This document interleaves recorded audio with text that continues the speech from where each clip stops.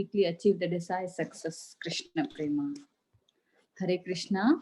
I would like to welcome all of you for this Bhakti Sangha session. May I know who all are joining the call?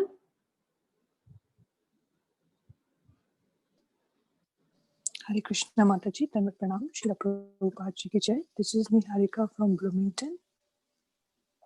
Hare Krishna Niharika Mataji, Dandavas Pranam, Srila Prabhupada ki Jai, Guru Maharaj ki Jai. Thank you Mataji for joining Bhakti Sangha conference call. Hare Krishna Mataji, Dandavat Pranam, Srila Prabhupada ki Jai, Guru Maharaj ki Jai. This is Arvind Das from Chicago. Hare Krishna Arvindas Prabhuji, Dandavas Pranam, Srila Prabhupada ki Jai, Guru Maharaj ki Jai. Thank you Prabhuji for joining Bhakti Sangha conference call.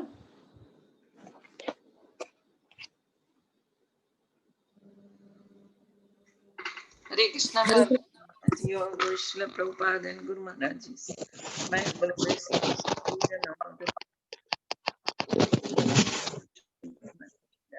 Hare Krishna. Hare Krishna Krishna Kumari Mataji, Dandavas Pranam, Srila Prabhupada ki Jai, Guru Maharaj ki Jai. Thank you Mataji for joining Bhakti Sangha conference call.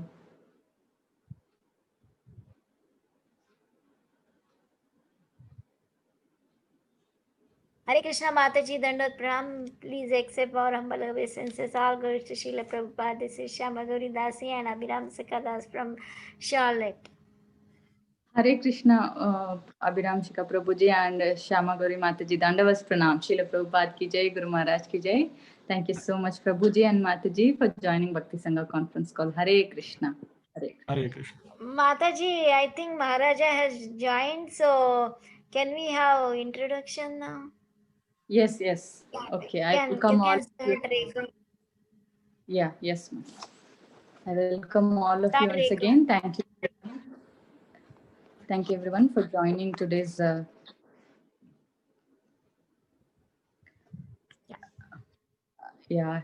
welcome all of you once again. Thank you everyone for joining today's Bhakti Sangha session. Today's class will be given by His Grace Jaiadvaita Maharaj.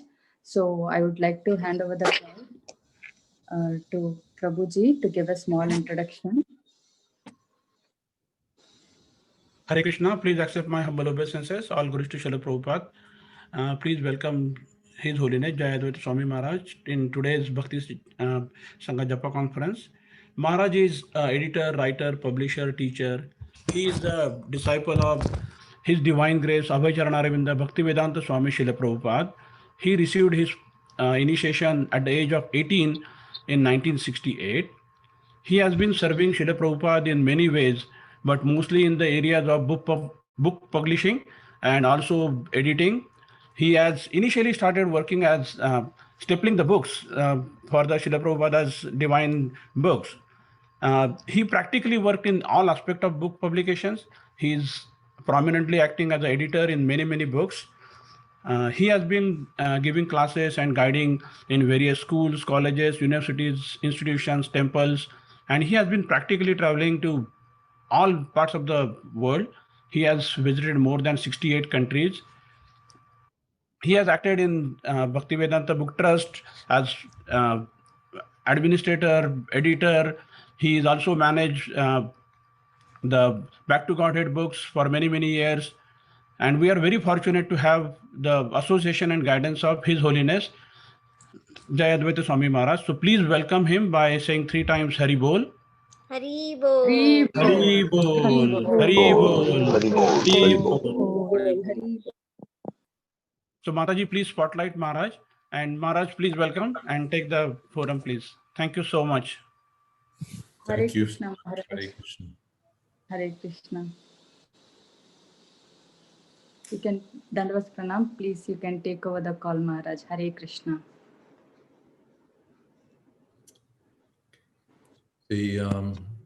Yes. And there's a couple of microphones that can be muted.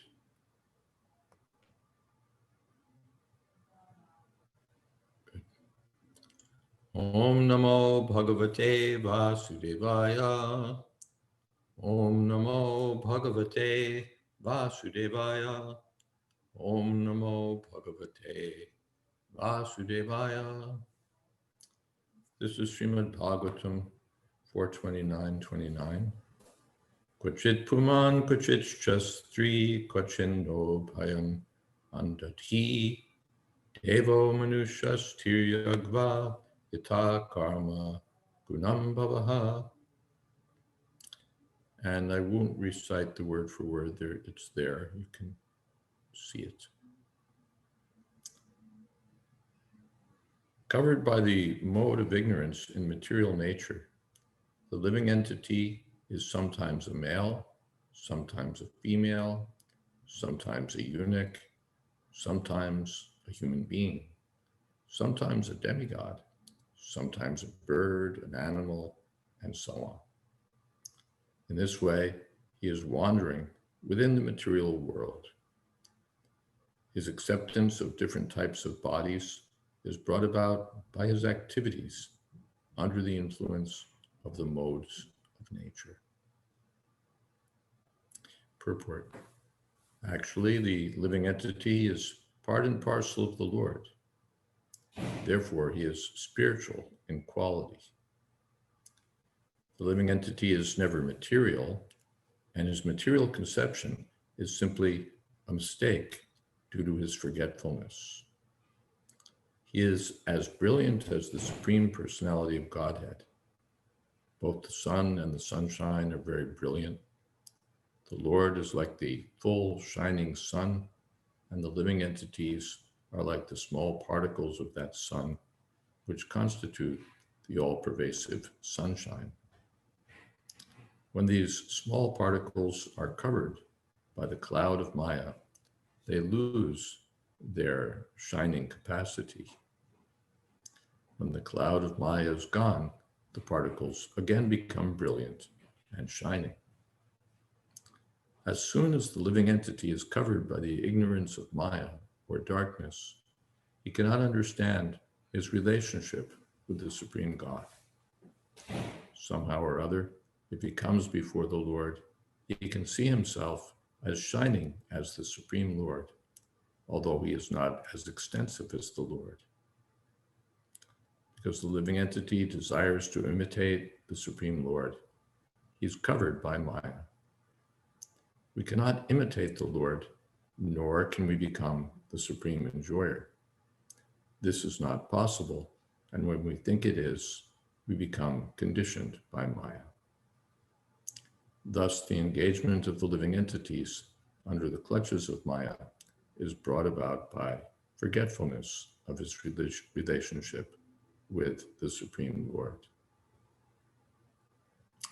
Om Jnana-timirantasya Gyananjana Shalakaya Chakshun Militam Jena Tasmai Shri Gurave Namaha Shri Chaitanya Manobhistam Stapitam Jena Bhutale Swayam Rupa Kadamahyam Tadati Shapadantikam Pandeham Shri Guru Shri Jatapada Kamalam Shri Gurun Vaishnavamscha Shri Rupam Shagrajatam Sahagana Raganatan Vitam Stam Sadimam Sadvaitam Savatutam Pradijana Sahitam Krishna Chaitanya Devam Shri Radha Krishna Padam Sahagana Lalita Sri Vishakam Vitamscha He Krishna Karuna Sindho Dina Bandho Jagatpate Gopesha Gopika Kanta Radha Kanta Namostute Tapta Kanchana Gaurangi Radhe Vrindavaneshwari Rishabhanu Sute Devi Pranamami Hori Priye Vansha Kalpatarubhyascha Kripa Sindho Bhyevacha Patitanam Pavanebhyo Vaishnavebhyo Namo Namaha Shri Krishna Chaitanya Prabhu Nityananda Shri Advaita Gadadhar Shri Vasadi Gaur Bhaktavinda Hare Krishna Krishna Krishna Hare Hare Hare Rama Rama Rama, Hari Hari. So the living being is part of Krishna, Mamivangsha, but Manashastan Indriyani Bhaktistan.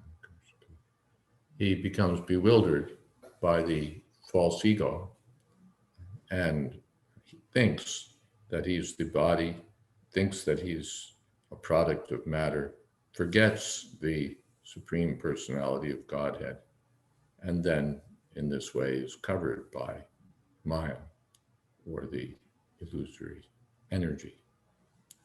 So the whole project is to revive his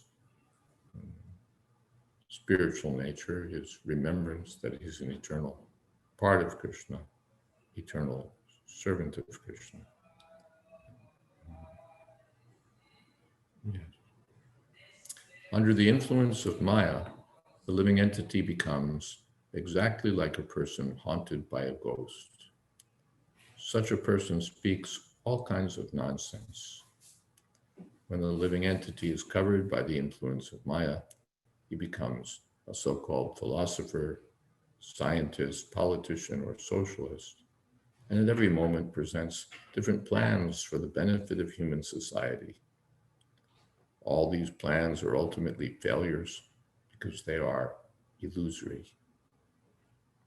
In this way, the living entity forgets his position as an eternal servant of the Lord. He instead becomes a servant of Maya. In any case, he remains a servant. It is his misfortune that by forgetting his real contact with the Supreme Lord, he becomes a servant of Maya. So in the Prema Vivarta, it's said, Pishachi paile jena motichanna hoy, Maya grashta jiver hoy, she pava udai. So the conditioned soul is like a person haunted by a ghost. And when haunted by a ghost, a person speaks all kinds of nonsense. So he becomes a scientist, philosopher, a businessman, a politician, a socialist, this or that. And he has so many ideas, so many plans, so many notions about benefiting human society by this way or that way. And it's all like the talk of a person haunted by a ghost. He doesn't know who he is. He's under some other influence, thinking he's something he's not. So he's Mayagrashta. He's captured by Maya.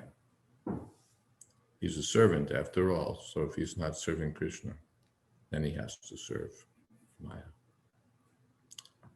All these plans are ultimately failures. As a servant of Maya, he sometimes becomes a king, sometimes an ordinary citizen, sometimes a Brahmin, a Shudra, and so on. Sometimes he's a happy man, sometimes a prosperous man, sometimes a small insect. Sometimes he's in heaven and sometimes in hell, sometimes a demigod, sometimes a demon, sometimes a servant, sometimes a master.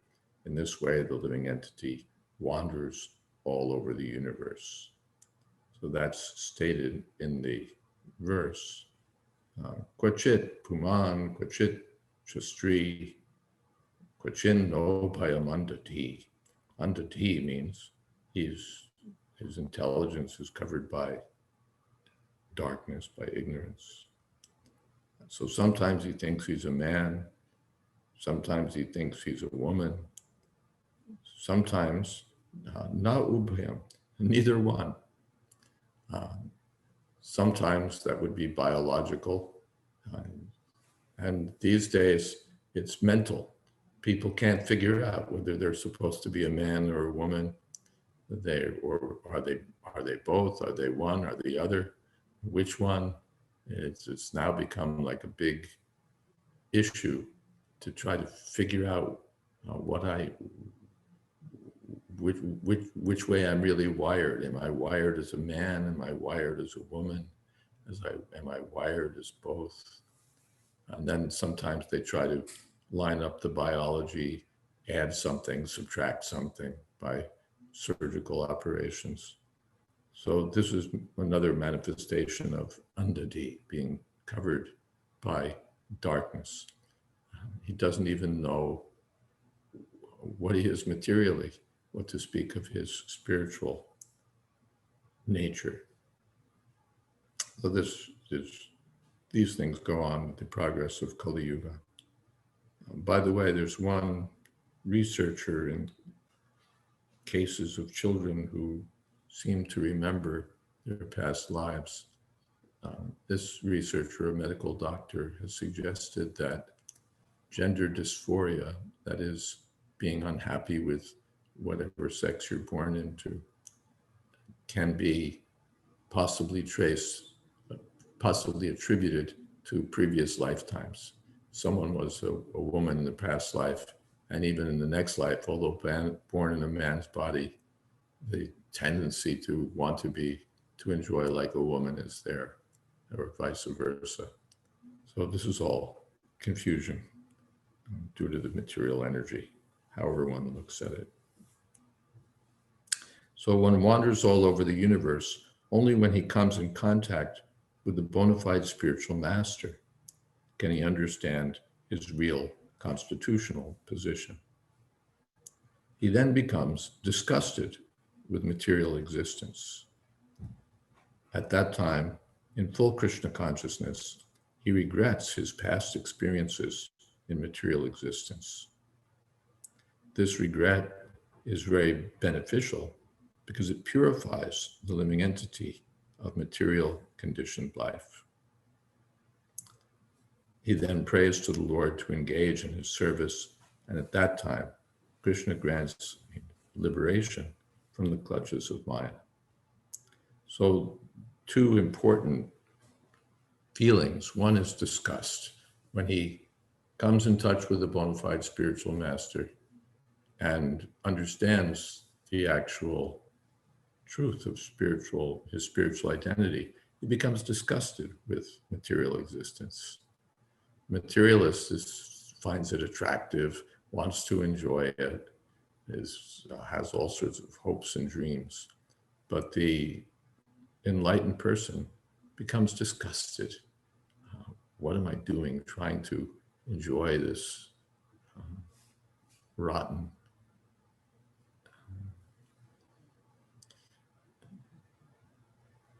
material body and so many things for sense gratification? He becomes disgusted. Just like that. Jumunacharya, he said that since I'm enjoying newer and newer pleasure in the service of the Lord, now if I even think about sex life, it's so disgusting that my lips curl and I just want to spit. So this is a sign of spiritual advancement, to become disgusted with material life, not to think, how can I still enjoy, but to become disgusted. What is this material enjoyment? So one thing is to be disgusted with material existence, even to be Indra, to be a demigod is also disgusting. Still, I'm trying to enjoy this temporary illusory energy. So disgust is one thing, and then regret. To regret one's forgetfulness of Krishna, forget one's having deviated from one's eternal nature, regret one's past sinful activities. This regret, as Prabhupada said, is very purifying. In the first canto, we find that after Parikshit Maharaj insulted the sage Shamak Rishi, when he was returning home, he regretted that I've done something very wrong, very offensive. And Prabhupada said that for the sincere soul, all sinful reactions are burnt up in the fire of repentance. Otherwise, just paying lip service will not be helpful. But from the heart, one should regret having left the service of Krishna and having taken on the useless project of trying to lord it over the material energy. Lord Krishna explains in the Bhagavad Gita, Daivihesha gunamayi mama maya durachaya mame vaye prapadyante maya me tam torantite.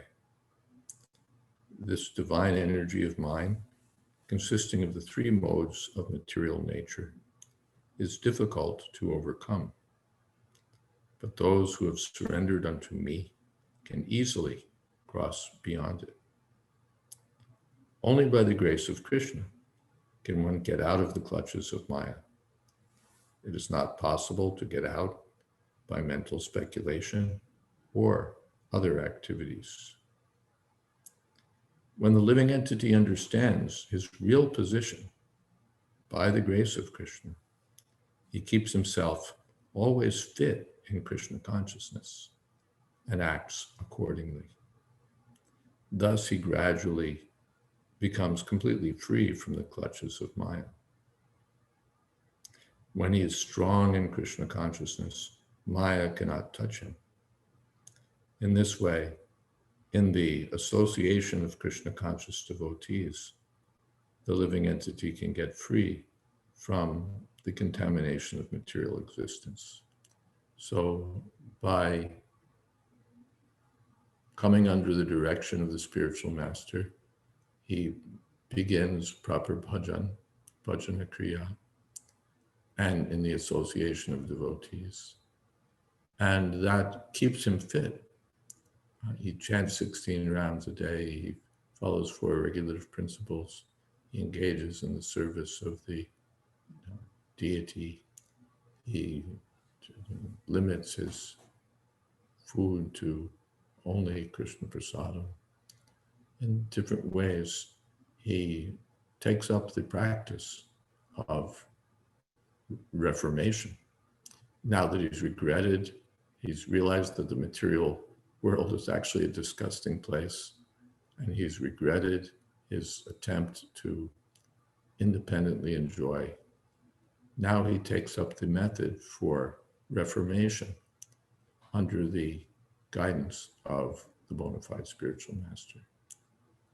And by following these regulative principles, anartha nivritti, the unwanted things within the heart, become cleansed away.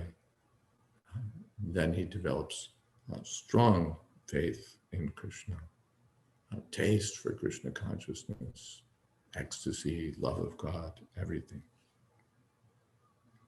Srila Krishnadas Kaviraj Goswami says, Tate Krishna bhaje kore, gurur shevan, maya jala chute pai, Krishner choron. In the Krishna conscious state, the living entity engages in devotional service under the direction of the spiritual master. In this way, he gets out of the clutches of Maya and takes shelter under the lotus feet of Lord Krishna. Chaitanya Charitamrita Majilila. So this is what we need to do, to recognize that we're wandering around, sometimes a man, sometimes a woman, sometimes a bug, sometimes a demigod, sometimes this, sometimes that, but underdi in ignorance. So, and how is that going on? Yata karma gunam. According to our karma, we're sometimes getting one situation, sometimes another situation. But we have to free ourselves. And that method is the Krishna conscious method, to free ourselves from material association means the association of the material energy. Mukta Sangha Parambraje, Kalir Dosha, Nidhe Raja, Astiyeka Mahanguna, Kirtana Deva, Krishnasya, Mukta Sangha Parambraje. Kali Yuga is just an ocean of faults, but the one very good thing is that simply by chanting the holy name of Krishna, Mukta Sangha, one becomes freed from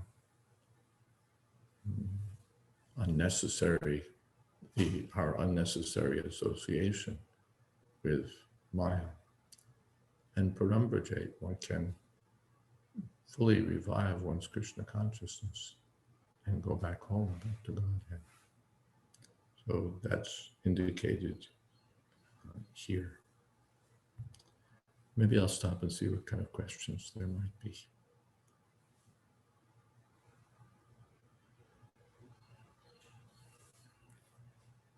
For which you can either put a question in the chat box or unmute yourself and just ask. Or maybe you can raise a hand, but I don't know if anyone's looking at the raised hands.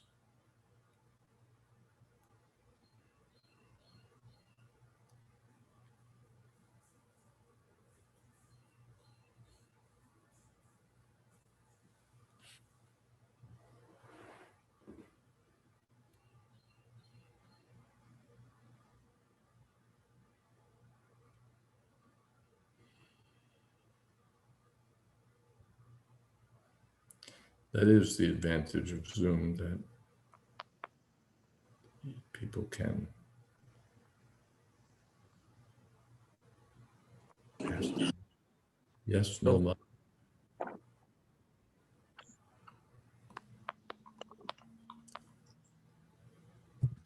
Or there's several people who are unmuted, but unless you have something to say, you might as well be muted.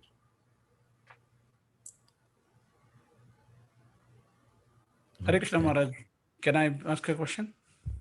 Yes. This is Abhiram Sakadas. So Maharaj,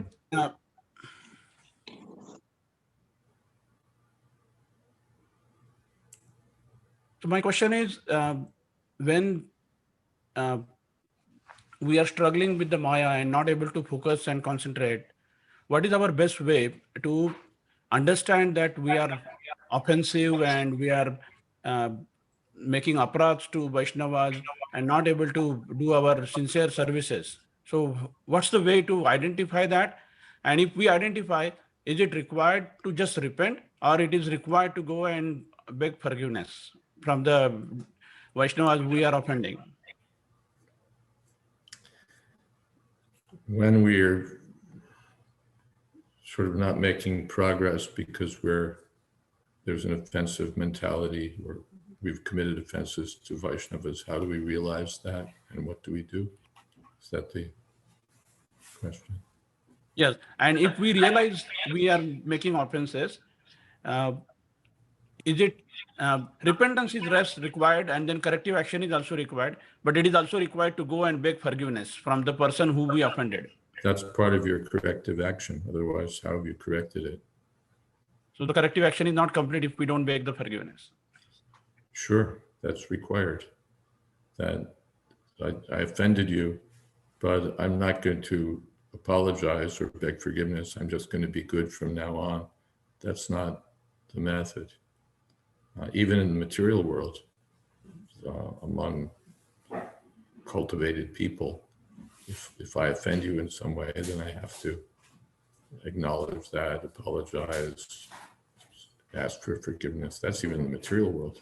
And what to speak of the Vaishnava world or the spiritual world. It's very, very much necessary.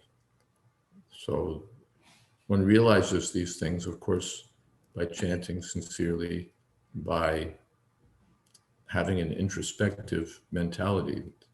That is to say, we should look within ourselves and see what are my faults. Most people are good at looking at other people's faults, but one should turn that magnifying glass within and look for our own faults. That will be helpful. Then we may see that, yes, I've offended this person or I've offended that person. And naturally, we should regret that. Otherwise, just to apologize, make a show of apology, well, really, I think, he had it coming. I said the right thing. He was a jerk. He had it coming to him. That kind of apology, insincere apology, or rather apologizing with that same mentality, keeping that mentality, will be seen as superficial or hypocritical. But we should regret our mistakes and then beg forgiveness.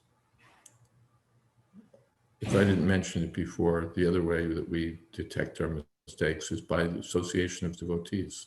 If we have genuine friends and devotee associates with whom we have a confidential relationship, then they can tell us, Prabhu, you offended that devotee.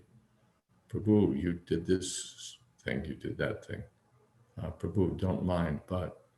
So they can help us if we don't have our own sufficient introspective power. Then from externally, they can tell us specifically, you did this or you did that. Of course, remembering the spiritual master's instructions and so on, that counts as helpful. Reading the books will instruct us. That will be helpful. All of these things will be helpful. Is that okay? Continuation of the same question, Maharaj. Many times devotees are afraid of giving feedback because they are afraid that by giving feedback they may commit Vaishnava aparadh. So shall we give feedback only when someone is seeking feedback, or it is our duty as a Vaishnavas and devotees that we also give feedback to someone we feel is happening, this kind of mistakes are happening? Well, you have to see the relationship, first of all. We generally don't give feedback to our superiors, for example. But to our juniors, it's our duty. Prabhu, our sons, our disciples, or the people under us, it's our duty to guide them. And with our friends also, it may be an act of friendship to submit to them in a humble way that this is what I've seen. I don't know what you think, but you might consider. So therefore, one is advised to develop loving relationships, priti lakshana. Then one is advised to behave differently, to recognize where one stands in relationship to other devotees. Who's junior, who's on the same level, who's superior, who's not a devotee, who's innocent. So the demons will avoid, the innocent people will try to enlighten. The superiors, we won't advise them, we'll seek their advice. Shrushaya bhajana vigyam ananyamanya. Nindari shunya hridam ipsitam sangalabhva. We should serve them and get their corrective advice. And with the equals, we should have friendship, and friendship means that we can disclose our mind to them, they can disclose their mind to us. And to the juniors, one should be merciful. So merciful also means that sometimes we correct them or guide them. And there are different ways to do that, some of them more tactful than others. But if we see that a person is going in the wrong direction, just to watch is not really an act of kindness, but to try to help the person is what we want to do. Is that all right? Thank you, Maharaj. Yes, thank you. Then there's Hare a question. Yes? Hare Krishna Maharaj, please accept my humble obeisances and all glories to Srila Prabhupada and Gurudev. This is Neil Madhav Das from Charlotte. I have two questions, Maharaj. First question is, this is the Purushottam month, and if you can tell us significance of this and what should you do, something extra chanting and the significance of that. Second question is, I have a bird, we feed the bird at our backyard. And my daughter, she always asks me, how can we feed this sunflower seed as a prasadam to all these birds? So if you can guide us and tell us, please. Yeah, the first thing is both questions have no connection with what we've been talking about. Yeah. So my preference is, before we go on to any other questions, is questions or comments about the subject matter at hand. So maybe we'll come back to your two questions. Is that all right? Sure. Yeah. There's a question here. What is the best way to surrender to Krishna? Best way to surrender to Krishna is to surrender to Krishna's representative. To surrender to Krishna will be very difficult business. But to surrender to the person who surrendered to Krishna, that's our recommended method to surrender to Krishna. Just like the government, a person, sometimes he did something, committed a crime, he wants to hand himself in to the authorities. But he can't just hand himself into the government, because what's the government? Or hand himself into the president. But he hands himself over to the suitable representative agency, and they say yes, all right. So, or whatever, if you're not surrendering, you're surrendering your tax money. You can't just surrender it here or there. You have to find the right channel into which to put your taxes. So one has to find the bona fide spiritual master, and through the spiritual master, by surrendering to the spiritual master, one surrenders to Krishna.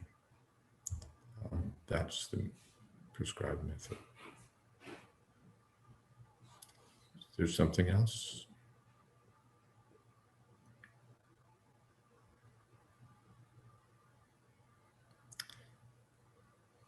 Okay, Purushottam Mas. Prabhupada never really said anything about Purushottam Mas at all. He didn't seem to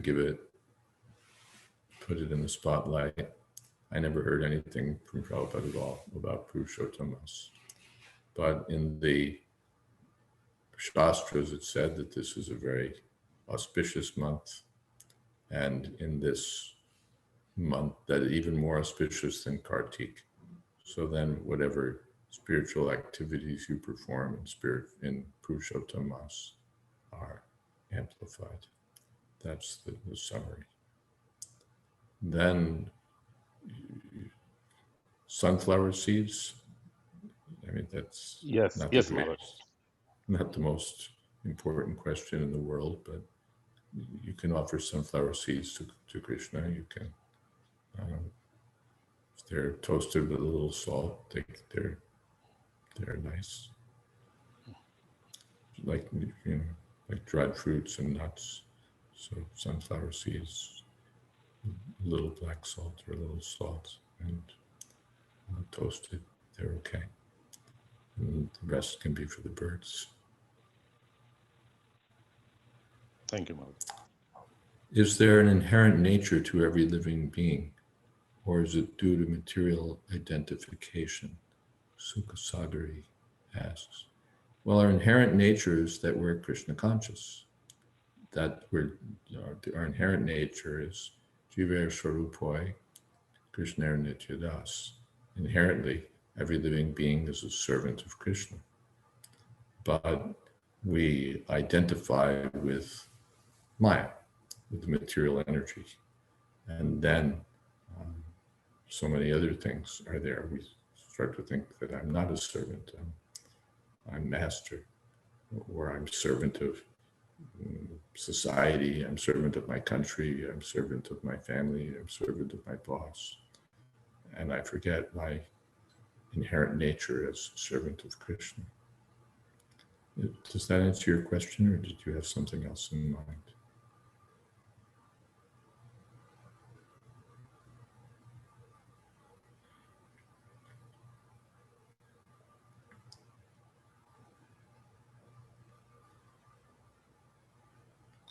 Oh, the natural propensities. Someone's interested in music, someone's interested in art, someone's interested in finance, someone's interested in physics, someone's interested in literature, someone's interested in politics, someone's interested in this, someone's interested in that.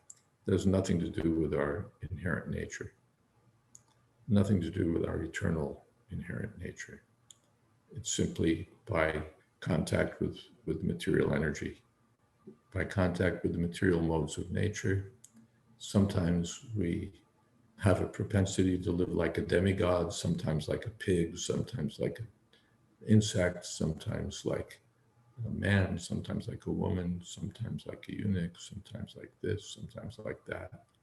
That's all by material contact. And the foolish materialists, they, have the idea that they should get in contact with their real feelings or with their real selves, which they identify as their, in terms of their materially acquired qualities. So they just get deeper into the soup, trying to find themselves. And finding themselves means finding their material selves. So that's not very helpful. We should find our spiritual identity. And then for organizing our material nature, the 4 varnas are there, 4 ashrams are there. So Brahmana, Kshatriya, Vaishya, Shudra. Someone's more studious, someone's has a more administrative mentality. Someone is economically inclined or inclined toward agriculture. And someone's simply able to serve others. So accordingly, these different occupations are there. Different occupations are there.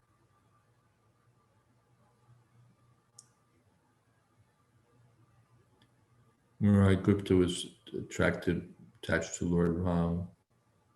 Narada sings for the Lord. Yeah, well, attraction to Lord Ram, that has to do with the spiritual nature. That has nothing to do with material identification. Spiritually, he was attracted to Lord Ram. Spiritually, someone else was attracted to Lord Nrsingadev. Spiritually, someone else was attracted to Narayan. Someone else was attracted to some other form of the personality of Godhead. That's spiritual. Otherwise, everyone has some different talent, some different capability. So they use that in Krishna's service.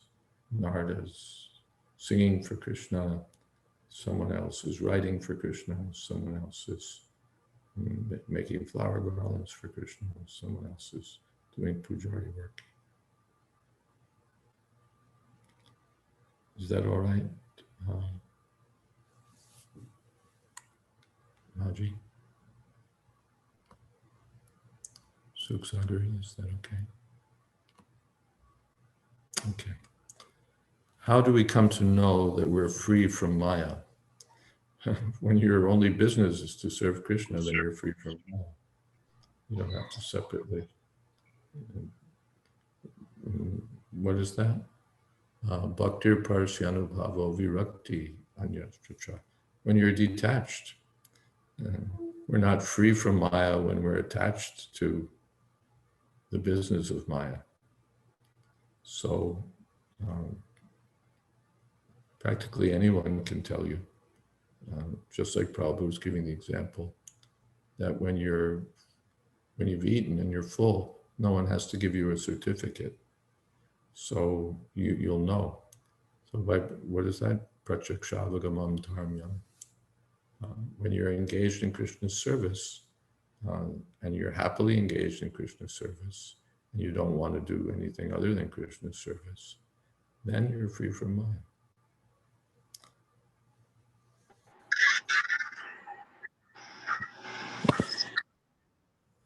Something else?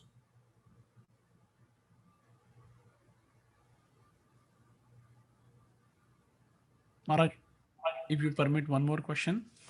Mm-hmm. So devotees like to do a specific service, like somebody is very good in cooking, somebody is very good in making garland, or someone is good in administration. So how do we avoid attachment to that service itself, or the type of service someone wants to perform? One thing is, it's not just what I like to do, it's also what the spiritual master wants me to do. I may like to do A, but if he wants me to do B, I should do B. Not say, whoa, wait, I like to do A. I might want to, read and read, but if he wants me to collect, or he wants me to build, or he wants me to do something else, then that's my duty. It's not just my duty to do what I like best or what suits my nature, but the first priority is to satisfy the bona fide spiritual master. That should be there. Not that given a choice between what I like to do and what the spiritual master wants me to do, I'll choose what I like. That's not very good. So that's the first thing. Then how do I avoid being attached to what I like to do, even when it is my duty? That one has to purify the heart by chanting, by hearing, by service, and by remembering that I'm doing this. I'm the cook, or I'm the pujari, or I'm the accountant, or I'm a book distributor, or I'm this and that. But finally, that's for now, as Krishna may desire. But if Krishna desires something else, then I'll give up my engagement for some other engagement. Not that I should be envious that this person, if this person learns how to make flower garlands, then maybe they won't need me for flower garlands anymore. So I have to protect my position by not letting anybody else do it. That's envy. That's envy. And typically we find that in the upper echelons. Someone's posted as president or as trustee or as this post or that post, and he becomes attached and doesn't want to, because the post brings with it all sorts of opportunities for service, for doing things, maybe for making having a large scale impact, or using your creative abilities. And it may bring with it certain prestige or respect or honor.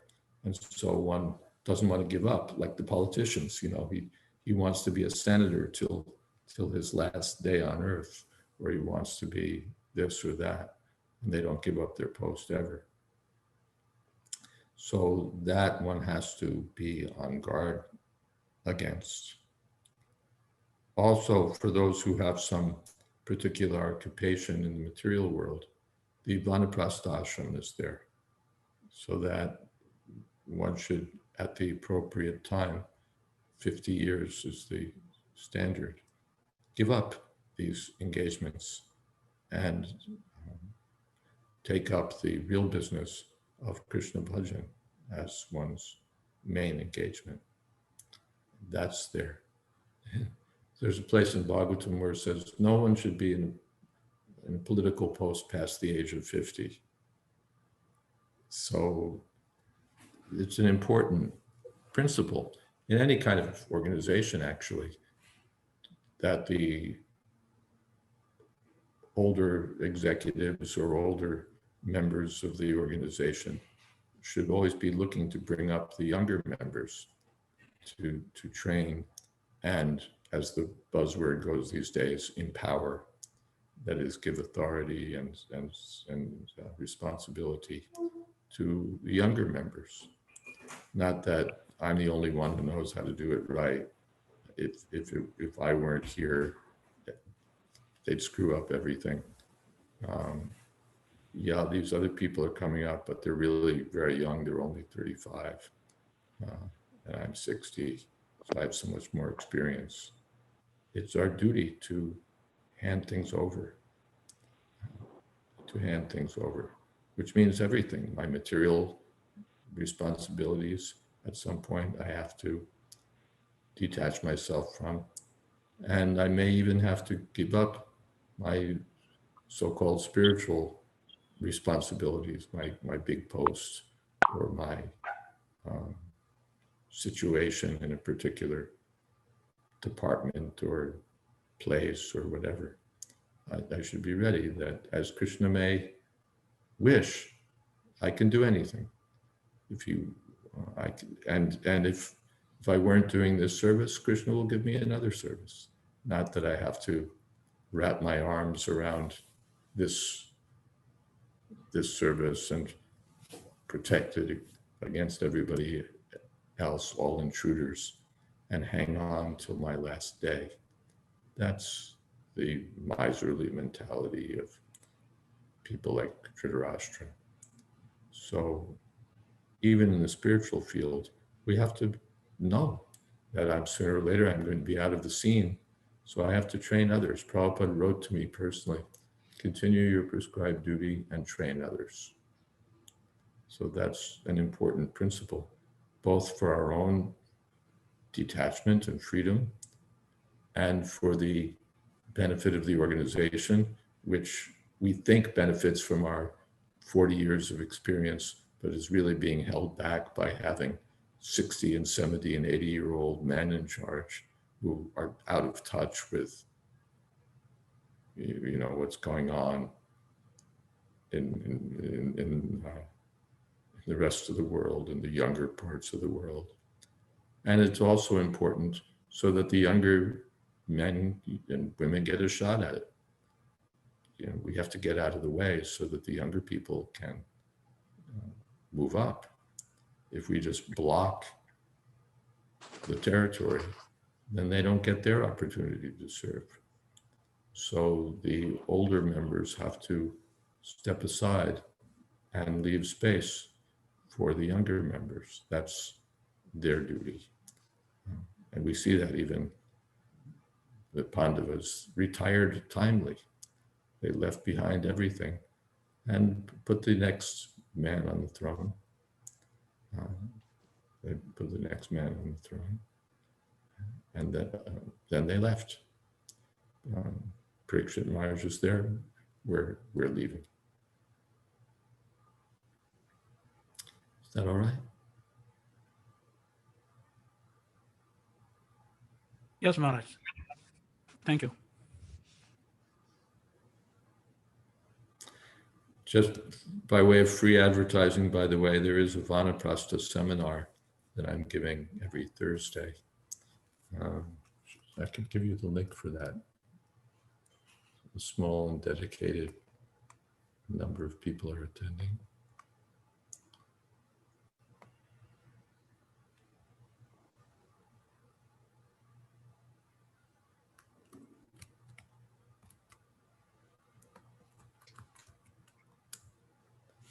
Yes. Anyone who wishes to come. Yeah, Lalit. Yes. Mataji, you had a question? Hare Krishna, Maharaj, Dandavat Pranams. Please accept my humble obeisances. Thank you so much, Maharaj, for your wonderful class. And I was also following your Bhagavatam sessions in Tobacco class. Was very nice. So, Maharaj, we value your association because you have been very close with Srila Prabhupada, and we can see that very few people are available here for us to take association from. So my question is, if you can say something about the Mr. Price episode that happened, I think in New York, all of you were planning to buy a building from Mr. Price, and Srila Prabhupada was guiding through the I wasn't letter. there at that time. Oh, okay. That was before I joined. I joined in 1968. That might have been in the previous year, 66 Yeah, or 67. So I wasn't there. Like, I can't tell you more than I've read in Prabhupada Lilamrita. Okay, Maharaj. I will tell you one more thing, that Price is a pseudonym, a false name given for him in the book. His actual name was Mr. Payne, which is quite a suitable name also. Thank you, Maharaj. We would be very grateful if you would like to share any other pastimes with Srila Prabhupada. No, everything's included, and when there's a subject matter, then pastimes come or instructions come. I'm not much for just telling this incident, that incident. Thank you. Anything else related to the class, especially?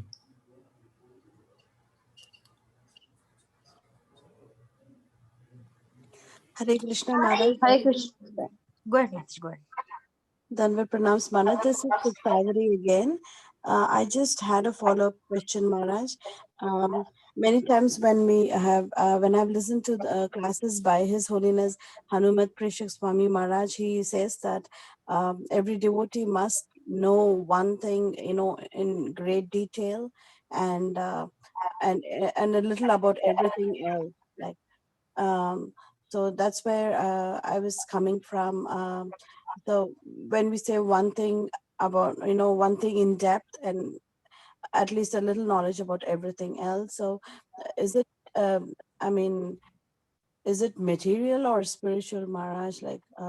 Like I see some devotees are naturally taking to cooking, or some are, to some services like that. So is it still material propensity, or?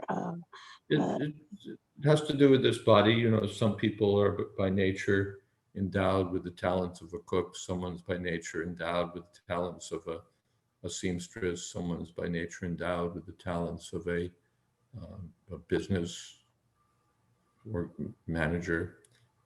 Someone's a manager, someone's not a manager. So people have different talents. That comes with the body. Comes with the body to a certain extent. Things can be learned, things can be cultivated, but naturally, according to the body, one has a particular inclination. Yeah. Okay, so when you're saying according to the body, so it's still material. That's what I'm understanding. Doesn't mean that the activity is material. If you're a cook, it's not a material activity when you're cooking for Krishna. If you're a accountant, it's not a material activity when you're doing it for Krishna. But it means that you're using the body that you've gotten for Krishna's service. The Garuda, he's carrying Lord Vishnu. He's got a particular body, so he uses it. He's a bird, so he carries Lord Vishnu in using that body. Hanuman has a particular kind of body, so he uses his capabilities that way. Or Uddhava, he's more, what would you say, a philosopher, a counselor, those sort of skills, right? A pragmatic, thoughtful person. So he uses those skills for Krishna's service. So the skills when engaged in Krishna's service are transcendental, and everyone's recommended to use those capabilities for Krishna's service. Yaruttama Sloka Gunana Varnanam.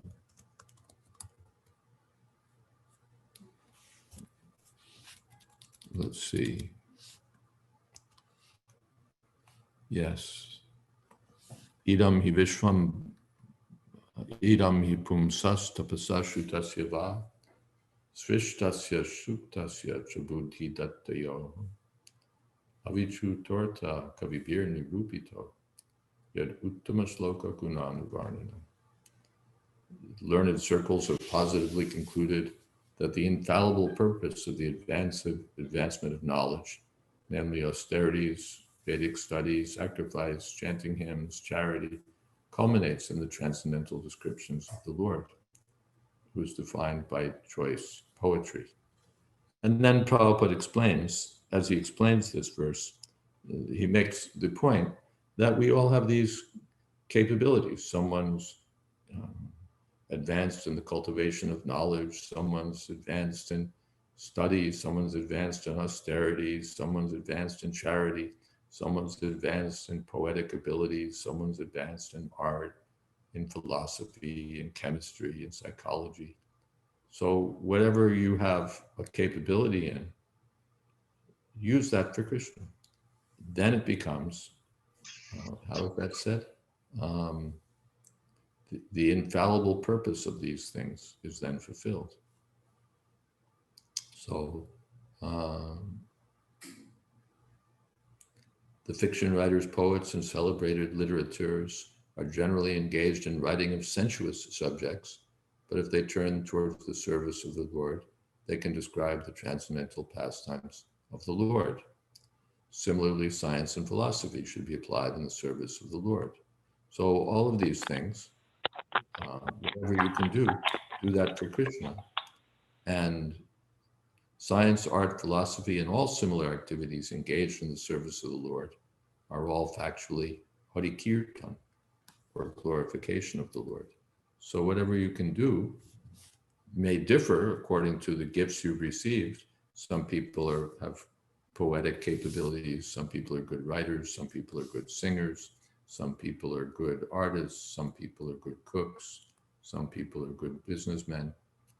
Or whatever ability you have, use that for Krishna and it becomes spiritual and becomes part of Hari Kirtan. Is that all right? Sure. Thank you so much, Maharaj. Okay. And I think we've been here an hour and it's time for me to go.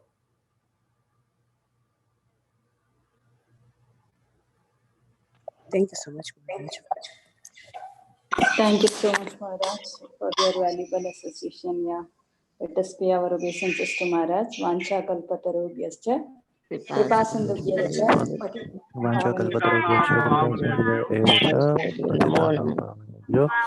वैष्णवेभ्यो नमो नमः।